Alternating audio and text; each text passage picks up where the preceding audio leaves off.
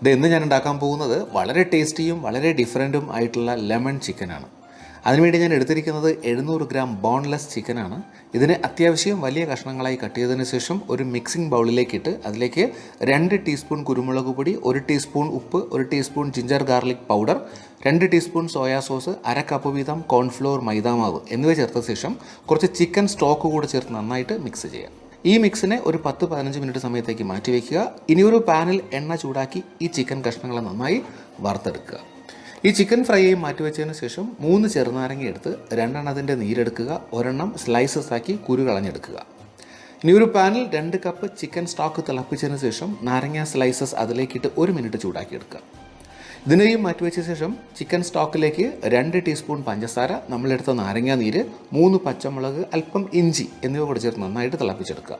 ഇനി ഒരു ചെറിയ ബൗളിൽ 1 ടേബിൾ സ്പൂൺ കോൺഫ്ലോർ വെള്ളം ചേർത്ത് മിക്സ് ചെയ്ത് ഇതിലേക്ക് ഒഴിച്ചാൽ ഈ ഗ്രേവി നല്ല തിക്കായിട്ട് മാറും. ഇനി ആവശ്യമുണ്ടെങ്കിൽ മാത്രം അല്പം ലെമൺ യെല്ലോ കളർ കൂടി ചേർത്താൽ നമ്മുടെ ലെമൺ സോസ് റെഡിയായി. ഇനി ഒരു പാനിൽ എണ്ണ ചൂടാക്കി അതിലേക്ക് കുറച്ച് വെളുത്തുള്ളി സ്ലൈസസ് ചേർത്ത് ഒരു ഗോൾഡൻ ബ്രൗൺ ആക്കി എടുക്കുക.